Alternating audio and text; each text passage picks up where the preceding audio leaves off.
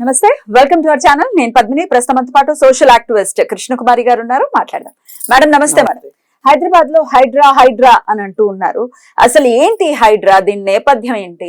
హైడ్రా అనేది దేనికి డెఫినెట్ గా అది యూస్ఫుల్ గా ప్రజలకి ఉపయోగపడేటటువంటి ఒక కార్యక్రమం. ఖచ్చితంగా ఒకసారి దీని గురించి వివరించండి మేడం. ఏం లేదు, హైడ్రా అంటే హైదరాబాద్ లో ఏవైనా విపత్తులు సంభవిస్తే వాటి నిర్వహణ, అలాగే ఆస్తుల రక్షణ. సింపుల్. అంటే అసలు విపత్తులు ఎందుకు వస్తాయి? విపత్తులు వచ్చినప్పుడు ఆస్తులు ధ్వంసం అవుతాయి కదా, లింక్ ఉంది. అందుకని మొదటగా వీళ్ళు విపత్తులు రాకుండా ఎలా చూడాలి, విపత్తులు రాకుండా చూస్తే ఆస్తులు అవే సంరక్షించబడతాయి. అందుకని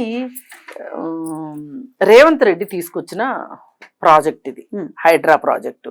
దానికి రంగనాథ్ అని ఒక senior police officer, sincere police officer, కాస్త గుండె గట్టి గుండె, గట్టి ధైర్యం ఉన్న, ధైర్యం ఎక్కువగా ఉన్న ఒక పోలీస్ ఆఫీసర్. ఏమిటి అంత కితాబ్ ఇస్తున్నారు? ఏమిటి ఆయన? చెప్పండి ఆయన గురించి. ఆయన ఎక్కడున్నా సరే అది తప్పు అనిపిస్తే ఆయన సీనియర్ ఆఫీసర్ చెప్పినా వినడం. ట్రాన్స్ఫర్లు అయిపోతాయి. అవునాయి. ఆంధ్రాకి తెలంగాణ ఏరియాకి ఫుట్బాల్ లా కొట్టుకున్నారు. నల్గొండ జిల్లా కలెక్టర్ గా చేశాడు, అట్లాగే వరంగల్ వైపు పనిచేశాడు, అలాగే ఆదిలాబాద్ లో పనిచేశాడు. ఎక్కడ చేసినా సరే ఎక్కడ చెంచా కండ ఎక్కువ ఉండదు, తక్కువ ఉండదు. దీన్ని బట్టి అర్థమైపోద్ది. ఇప్పుడు బాగా ఏదంటే అది దొరికిందల్లా తినేసి అవినీతి సొమ్ము తిని ఇంతంత పొట్టలు పెంచిన పోలీస్ లాగా కాకుండా చక్కగా ఉండే ఒక పోలీస్ ఆఫీసర్, అంటే అవినీతి మరకల అంటని పోలీస్ ఆఫీసర్ ఆయన తీసుకొచ్చేసారు. ఇప్పుడు ఆయన ఏం చేస్తున్నాడంటే, ఎక్కడైనా సరే చెరువు ఉంది అంటే ఆ చెరువుకి FTL ఉంటుంది, చెరువుకి. ఆ తర్వాత బఫర్ జోన్ ఉంటుంది.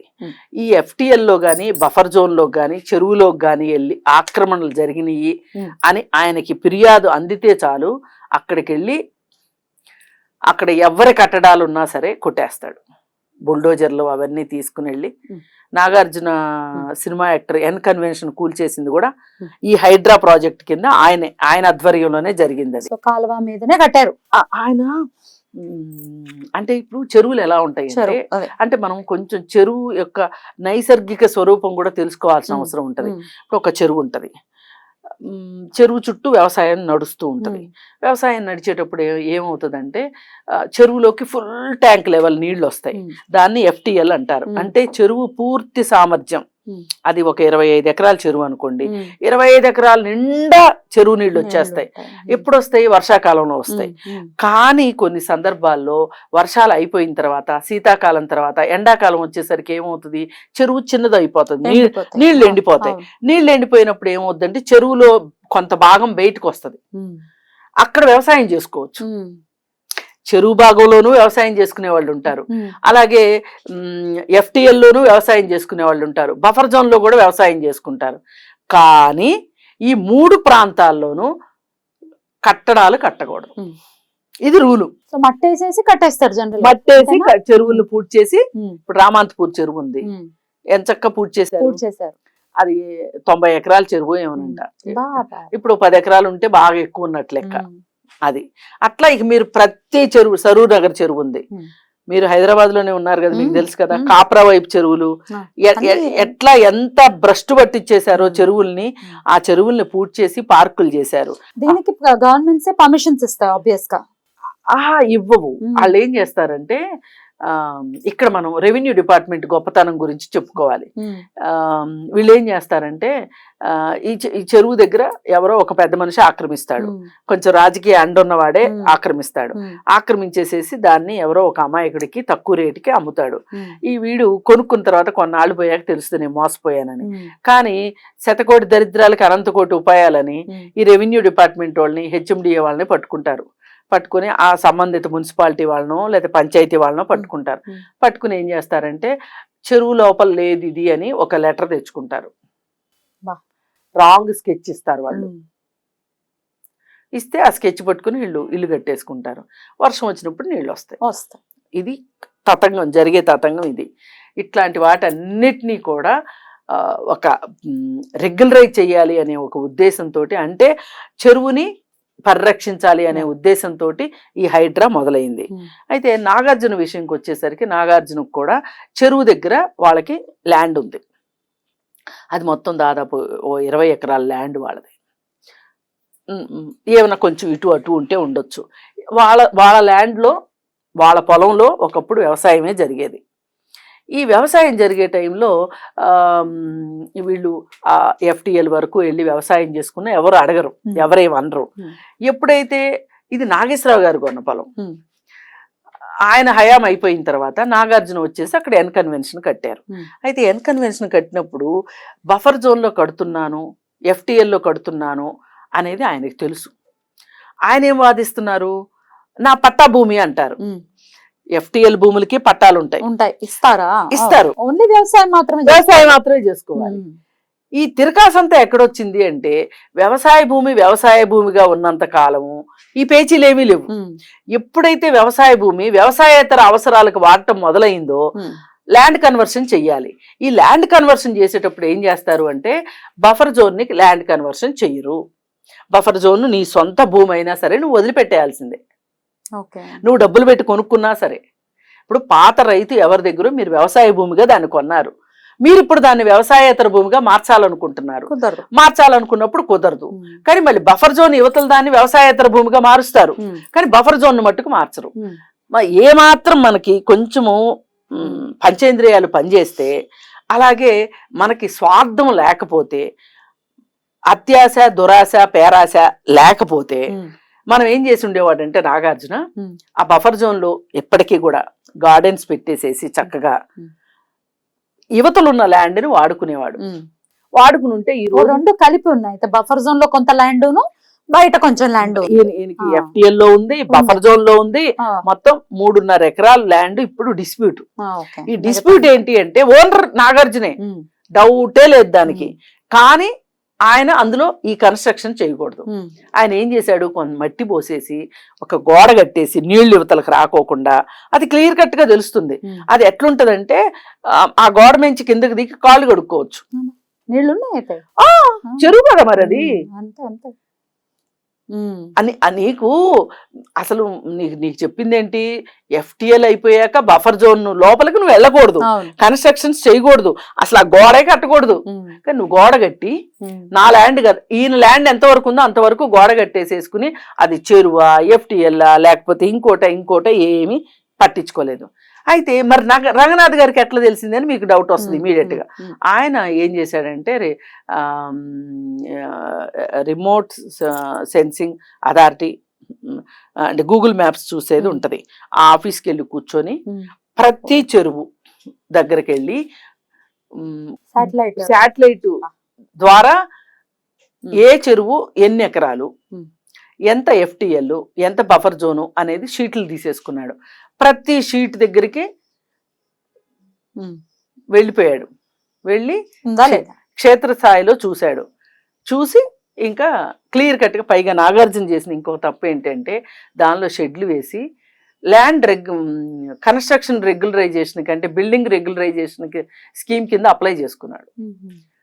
అప్లై చేసుకుంటే వాళ్ళు చెయ్యమని ఏం చెప్పారంటే, అసలు ఫస్ట్ నువ్వు బఫర్ జోన్ అను FTL ఫిక్స్ చెయ్యి, ఫస్ట్ సర్వే చేయించమని చెప్పారు. సర్వే చేయనివ్వలా. ఆ కన్స్ట్రక్షన్స్ అట్లాగే ఉంచి ఫంక్షన్ హాల్లోని రెంట్కి ఇచ్చేసుకుని డబ్బులు తీసుకుంటా ఉన్నాడు. ఇప్పుడు హైదరాబాద్ వచ్చి కూల్చారు. కాకపోతే ఆయన వాదించేది ఏంటి అంటే అది నా ల్యాండే కదా అంటాడు. ఎవరైనా తెలుసుకోవాల్సింది అది నాగార్జున ఎల్లయ్య పుల్లయ్య అనేది అనవసరం. చెరువు దగ్గర ఎవరైనా సరే గవర్నమెంట్ ఫిక్స్ చేసిన FTL బఫర్ జోను తరువాతనే కన్స్ట్రక్షన్స్ కట్టుకోవాలి. అప్పుడు మీ జోలికి ఎవ్వరూ రారు. ఇప్పుడు రాజేంద్ర నగర్ దగ్గర ప్రెస్టేజ్ గ్రూప్ వాళ్ళు 64 ఎకరాల్లో చాలా పెద్ద లేఅవుట్ని డెవలప్ చేస్తున్నారు. ఆకాశ హార్మ్యాలు కడుతున్నారు. అయితే అక్కడ ఒక 30 ఎకరాలు చెరువుని పూర్తి చేసి చెరువు ల్యాండ్ని కబ్జా చేశారు అని చెప్పి ఇప్పుడు మళ్ళీ ఇదే శాటిలైట్ దీంతో అది నిరూపితం అవుతుంది. కనుగొన్నారు. అది అయిన రోజున పగలగొట్టేస్తారు. ఇప్పుడు అమీన్పూర్ చెరువు దగ్గర కాకపోతే వాళ్ళ విచక్షణ ఎట్లా ఉంది అంటే, ఇల్లు కట్టేసుకుని ఆల్రెడీ ఉంటున్నారు, ఉంటున్న వాళ్ళ జోలికి వెళ్ళట్లా, వాళ్ళకు కొంత టైం ఇస్తున్నారు. కానీ చెరువు పక్కనే బఫర్ జోన్లోనో ఎఫ్టిఎల్లోనో కన్స్ట్రక్షన్స్ జరిగి మనుషులు గనక అందులో ఇంకా రాలేదు అనుకోండి, పడగొట్టేస్తున్నారు. ఇక లబోదిబోమన్నా ఇంక చేయగలిగింది ఏమీ లేదు. టైం ఇచ్చిన వాళ్ళు కూడా ఖాళీ చేయవలసిందే. అయితే ఇల్లు ఒకవేళ మనం ఇప్పుడు హైదరాబాద్ లాంటి నగరంలో ఇల్లు కొనుక్కుంటున్నాము అంటే డెఫినెట్ గా వాళ్ళు లాయర్ కి ఇచ్చి చూపించుకుంటారు, బాబు ఇది కరెక్ట్ గా ఉందా లేదా అని. మరి వాళ్ళు ఆల్రెడీ కరెక్ట్ గా ఉందని ధృవీకరించిన తర్వాతే కదా కొనుక్కుంటారు. అంటే లాయర్లు కూడా సరిగ్గా పనిచేయట్లేదు అనుకోవాలి. కాదు వీళ్ళు ఏం చేస్తారంటే రెవెన్యూ వాళ్ళ దగ్గరికి వెళ్ళి ఈ రాంగ్ స్కెచ్లు తెచ్చుకుంటారు. అప్పుడు లాయర్స్ కి కూడా అంటే పేపర్ మీద కరెక్టే ఉన్నట్టుగా అనిపిస్తుంది, క్షేత్రస్థాయిలో అసలు నీకు ఎఫ్టిఎల్ కాకపోతే నీళ్ళు ఎందుకు వస్తాయి నీ ఇంటికి? మరి ఎట్లా అండి ఇది తెలుసుకోవటం, ఒక సామాన్యులు తెలుసుకోవటం ఎట్లా? అందుకే చెరువులకి దూరంగా కొనుక్కోండి, తక్కువకి వస్తున్నాయని చెరువుల దగ్గర కొనుక్కోవద్దు. మన హైదరాబాద్ లో ఒకప్పుడు 400 చెరువులు ఉండేవి. 400 చెరువులు కాస్త క్రమేపీ ఇప్పుడు పేరెన్నిక గల చెరువులుగా మిగిలిపోయింది 114, 118 చెరువులు మాత్రమే ఉన్నాయి. ఈ 114, 118 చెరువుల్లో కూడా 80%, 70%, 60% ఆక్రమణలకి గురైపోయినాయి. ఇప్పుడు ఇంత ఆక్రమణ చేసేసిన తర్వాత మొత్తం చెరువునే కప్పేశారు అనుకుందాం, అప్పుడు ఎట్లా తెలుస్తుంది సామాన్యులకి ఇక్కడ చెరువు ఉండేది అని? అది తెలియదు. మరి మోసపోయినట్టే. అంటే ఈ లేఅవుట్ వేసిన వాడిని పట్టుకోవాలంటారు. ఇప్పుడు మహారాష్ట్రలో ఏం చెప్తున్నారంటే, ఇట్లాంటిది ఏదన్నా జరిగితే గనక లేఅవుట్ వేసిన వాడి దగ్గర నుంచి డబ్బులు ఇప్పించాలి వీళ్ళకి అనేది ఒకటి. ఆ లేఅవుట్ వేసిన వాడే లేడు అనుకోండి, మీరు అనుమతులు ఇచ్చింది అనుకోండి గవర్నమెంట్, అంటే గవర్నమెంట్ బాడీస్ నుంచి అనుమతి వచ్చింది అనుకోండి, గవర్నమెంట్ పే చేయాలి. ఆబ్వియస్లీ కస్టమర్ నష్టపోమని కాదు, వస్తాయి అసలు గవర్నమెంట్ నుంచి. అంటే మరి గవర్నమెంట్ ఏం చేస్తో చూడాలి. ఇంకా గమ్మత్తు ఏంటంటే, ఇప్పుడు కొంతమంది ఏమంటున్నారంటే, ఇగో మీ కాంగ్రెస్ పార్టీ ఏ బిల్డింగ్లు ఉన్నాయి చెరువుల్లో, 111 జీవోలో ఉన్నాయి, మరి వాటిని ఏం చేస్తావు అంటే వాళ్ళు కూడా స్వచ్ఛందంగా వచ్చేసి మా ఉన్నా సరే పగలగొట్టేయండి అని చెప్తున్నారు, తీసేయమని చెప్తున్నారు. ఇప్పుడు మెయిన్ ఒక ముగ్గురు దగ్గర నుంచి హైడ్రాకి కొంచెం ఒత్తిడి ఎక్కువ ఉండే అవకాశం ఉంది. ఆ ముగ్గురు ఎవరు అంటే, ఓవైసీకి సంబంధించిన కాలేజీలు, మల్లారెడ్డికి సంబంధించిన కాలేజీలు, అలాగే పల్లా రాజేశ్వర్ రెడ్డికి సంబంధించిన కాలేజీలు. ఈ ముగ్గురు కాలేజీలు వాళ్ళున్న ఏరియాలో చెరువుని కబ్జా చేసి కట్టినయే అని చెప్తున్నారు, ఎఫ్టిఎల్ పరిధిలో ఉన్నాయి అని చెప్తున్నారు. అసలు ఓవైసీ అయితే అసలు ఒక చెరువు మొత్తాన్ని పూర్తి చేసి ఫాతిమా కాలేజ్ కట్టాడు అని చెప్తున్నారు. వీళ్ళు ఏమంటున్నారంటే, ఇప్పుడు పిల్లలు సంవత్సరం మధ్యలో ఉన్నారు కాబట్టి వాళ్ళ ఎడ్యుకేషన్ దృష్ట్యా మేము వాళ్ళని ఇబ్బంది పెట్టాం, అకాడమిక్ ఇయర్ అయిపోయే లోపు వాళ్ళు వేరే చోట కాలేజీలు చూసుకొని వేరే చోటకి మార్చుకుని వాళ్ళే ఆ బిల్డింగులు పడగొట్టాలి. వాళ్ళు పడగొట్టకపోతే స్వచ్ఛందంగా మేమే పగలగొడతాం అని ముగ్గురికి అల్టిమేటం ఇచ్చేసింది హైడ్రా. అయితే ఇప్పుడు చూసుకుంటే నిన్నటి దాకా హైడ్రా గురించి ఎవరికి ఇష్టమైనట్లు వాళ్ళు మాట్లాడారు. ఇది రేవంత్ రెడ్డికి ఒక రకంగా బిగుస్తున్న ఉచ్చని కొంతమంది, ఏదో డబ్బుల కలెక్షన్ కోసం హైడ్రా అని, రాజకీయ కక్షల కోసమే హైడ్రా అని, ఇలా రకరకాల మాటలు మాట్లాడారు. ఇవాళ విజయవాడ వరదలు వచ్చినాయి. బుడమేరు కాలువ పూడికి తీతలు తీయకపోవటం వల్ల, ఆక్రమణలకి గురి అవ్వటం వల్లనే ఆ వరదలు అనేది ఇప్పుడు తేలింది. మరి ఇప్పుడు హైదరాబాద్ లో వరదలకు కూడా ఇదే కారణాలు కదా. అందుకే ఏం చెప్తున్నారు, మూసీ పరివాహక ప్రాంతాల్లో అక్రమ కట్టడాలున్నా తీసేయాలి, నాలాల మీద అక్రమ కట్టడాలున్నా తీసేయాలి, నాలాలు పూడ్చి ఏమైనా చేస్తే కూడా అక్రమ కట్టడాలు ఉంటే వాటిని కూల్చేయాలి, అలాగే చెరువుల పక్కన కూల్చేయాలి అని ఒక నిర్ణయానికి హైడ్రా వచ్చేసింది. అయితే ఇప్పుడు ఈ విజయవాడలో జరిగిన దాని వల్ల ఇక్కడ కొంతమంది విమర్శించే వాళ్ళకి నోళ్ళకి తాళాలు పడతాయి, వాళ్ళ కళ్ళు కొంచెం తెరుచుకుంటాయి. అంటే ప్రకృతిని మనం రక్షించుకోకపోతే ప్రకృతి మనని ఎంచక్కా కబళించేస్తుంది. ఒక్కసారి ప్రకృతి నోరు తెరిసింది అంటే గనక మనం చేయగలిగింది ఏమీ లేదని. ఇప్పుడు నిన్న ములుగు దగ్గర 50,000 చెట్లు ఇరిగిపోయినాయి, పెద్ద సుడిగాలి వచ్చిందంట. 500 చెట్లు 50,000 చెట్లు ఎన్నాళ్ళు పట్టుద్ది పెరగడానికి? అంటే ఒక పెద్ద సుడిగాలి వచ్చిందంట అక్కడ. ఆ సుడిగాలికి ఇలా ఇలా ఇలా ఇలా రాత్రి చాలా పెద్ద వర్షం కూడా వచ్చిందంట హైదరాబాద్ లో. అక్కడ ఈ సుడిగాలి వచ్చింది ఆ అడవిలో వచ్చి జస్ట్ 3 కిలోమీటర్ల మేర చెట్లన్నీ ఇరిగి పడిపోయినాయి. ఈ 3 కిలోమీటర్ల మేరలో 50,000 చెట్లు ఉంటాయి. అంటే ప్రకృతి విలయతాండవం చేస్తుంది ఒక్కొక్కసారి. ప్రకృతి ప్రకోపిస్తే మానవులు మనం ఏమీ చేయలేం. అందుకే ప్రకృతి మాట మనం వినాలి. ఇష్టం వచ్చినట్టు కట్టడాలు చేయటం. ఇప్పుడు చిన్నతనంలో తల్లిదండ్రుల మాట పిల్లలు వినాలి, స్కూల్కి వెళ్ళాక టీచర్ల మాట వినాలి, ఆ తరువాత బుద్ధిగా భార్య మాట భర్త మాట భార్య విని జీవితాన్ని సక్రమంగా చేసుకోవాలి. ఉద్యోగం చేస్తే దాన్ని దైవంగా భావించి ఉద్యోగం చేసుకోవాలి. పనే దైవం, ఇంక వేరే ఏమీ లేదు. ఇలా ఒక మనిషి ఉంటున్నాడు జీవిత కాలంలో అంటే అలాగే తన చుట్టూ ఉన్న వాతావరణాన్ని కూడా రక్షించుకుంటూ పరిరక్షించుకుంటూ ఉంటే ప్రకృతి మనం రక్షిస్తుంది.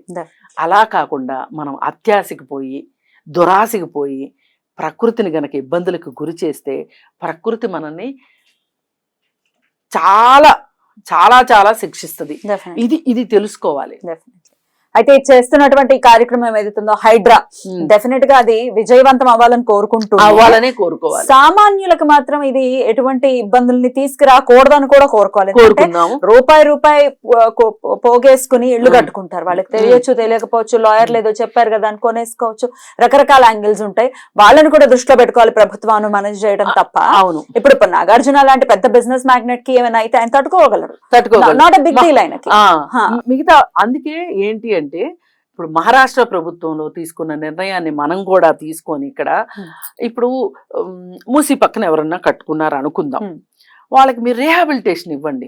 వాళ్ళు ఎప్పుడో 10 సంవత్సరాల నుంచి పేదవాళ్ళు కట్టుకుంటున్నారు, వాళ్ళకి ఇంకో చోట చూపించండి వాళ్ళకి. అలాగే ఇట్లా మధ్యవర్తుల్ని నమ్ము, రియల్ ఎస్టేట్ వాళ్ళని నమ్ము, రియల్టర్లను నమ్ము మోసపోయిన వాళ్ళు ఉంటే గనక వాళ్ళకు కూడా ప్రభుత్వం చేయూతనివ్వాలి. అంతేగాని ఇప్పుడు ఈ హైడ్రా అనే దాన్ని మీకోసమే తీసుకొస్తున్నాం, ఇది మీ ఆస్తి రక్షణ కోసమే తీసుకొస్తున్నాము అనే ఒక అవగాహన కూడా సమాజంలో కల్పించాల్సిన అవసరం కూడా ప్రభుత్వం మీద కూడా ఉంది. రైట్ మ్యామ్, చాలా అద్భుతమైనటువంటి అనాలిసిస్. ఎందుకంటే దీని నేపథ్యం తెలియకపోవచ్చు, ఎందువలన చేస్తున్నారు, కక్షపూరితంగా చేస్తున్నారా, లేకపోతే మీరు అన్నట్టుగా ఇందాక ఏవో లావాదేవీలు ఉన్నాయి వర్కౌట్ అవ్వలేదు, ఇవన్నీ పక్కన పెట్టేస్తే దీని వెనకాల ఎంతో సామాజిక ప్రయోజనం ఉంది, ప్రజలు అర్థం చేసుకోవాలి. అది కూడా కాకుండా రాజకీయ పార్టీలు కూడా కొన్ని విషయాలకి పార్టీలకు అతీతంగా స్పందించాల్సిన అవసరం ఉంది, సహకరించాల్సిన అవసరం కూడా ఉంది. రైట్, థ్యాంక్ యూ మేడం, నమస్తే.